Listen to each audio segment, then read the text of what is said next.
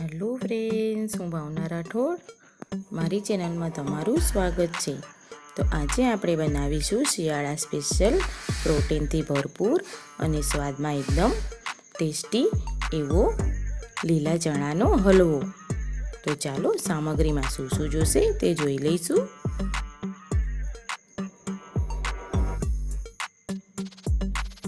તો હવે બનાવવાનું શરૂ કરીએ.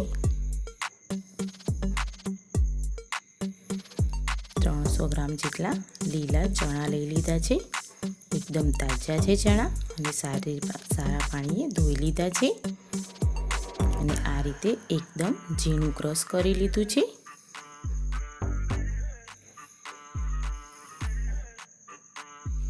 આ રીતનું ક્રશ કરી લેવાનું છે.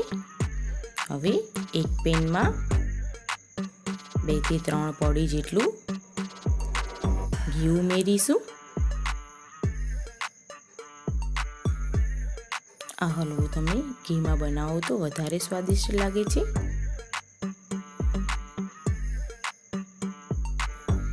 હવે ક્રશ કરેલા લીલા ચણાને ઉમેરી લઈશું.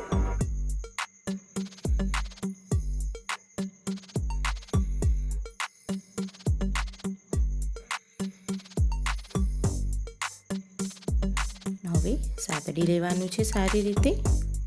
10 થી 15 મિનિટ જેવું ચડવા દઈશું.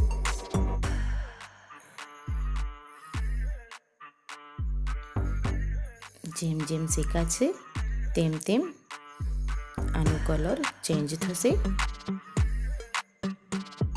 અને આ રીતે છૂટું પણ પડવા લાગશે.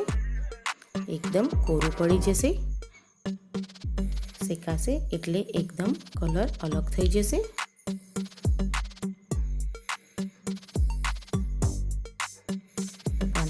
જેટલો સમય થઈ ગયો છે અને એકદમ કોરું પડી અને ચડી પણ ગયું છે.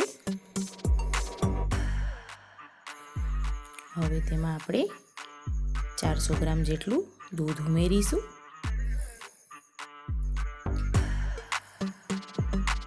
સારી રીતે મિક્સ કરી લઈશું.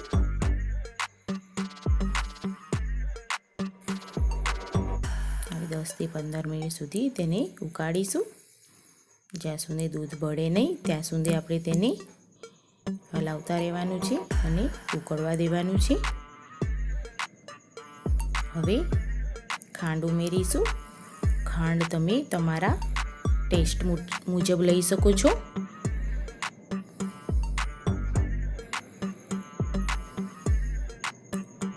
સારી રીતે મિક્સ કરી અને બળવા દઈશું.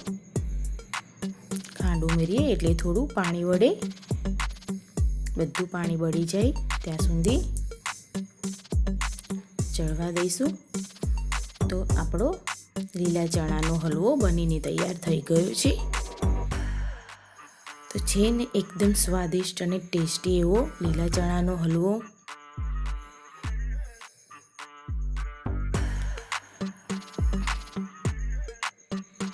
તો હવે તૈયાર થઈ ગયો છે આપણો લીલા ચણાનો હલવો.